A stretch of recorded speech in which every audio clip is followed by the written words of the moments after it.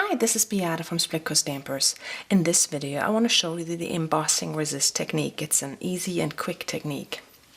For my sample I used the brocade Cuttlebug folder and stamps from Sweet and Sassy called Season of Change with the matching dies.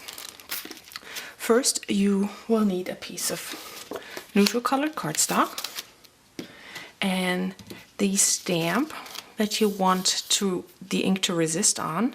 I'm using the sentiment for that, and embossing ink. Stamp the before you do that, it's optional, but it's really nice to use an embossing buddy over your entire piece of cardstock. This will prevent stray embossing powder pieces to stick where you don't want them to stick. So ink up your stamp and stamp your image or sentiment where you want it to be. Add embossing powder over it.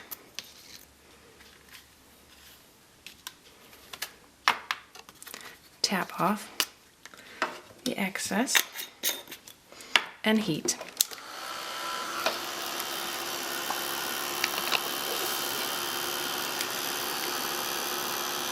You can tell when your embossing powder is melted. It will start shining, and it will get smoother because it melts the little pebbles, powder pieces.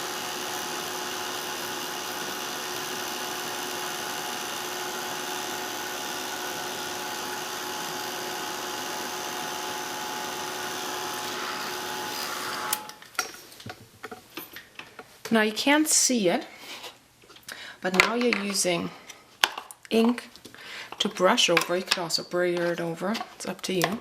I'm using Wild Honey, peel paint, and a little bit of Tattered Rose to sponge all over my cardstock and make your image appear, or in my case, my sentiment appear. I like to start with the lighter colors, but that's really up to you.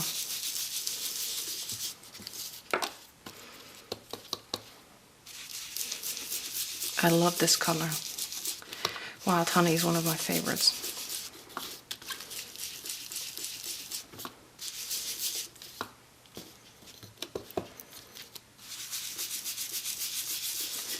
I'll just really blend those images together, those colors together, until you have a background you like. I usually come back with the lighter colors again to blend them into the darker ones.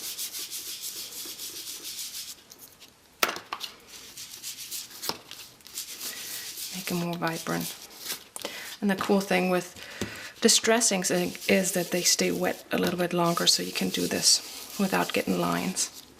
Now you could leave it like this, but I wanted to add some more texture, so I am going to stamp leaves from the same set with the same inks over my sponge background, and I don't want them to be too dark, so I stamp the darker colors off ones, the green and the peeled paint and the Wild Honey, so they're not too strong. Maybe have one leaf for more interest to have that strong. And then this won't show much, but just adds a little bit of texture to your panel. And then when you're done, just wipe with a piece of paper towel or a rag over it to take the ink that was over your embossed piece off. And then just use that piece in a card to finish it off. I hope you try it out. It's fun. See you next time.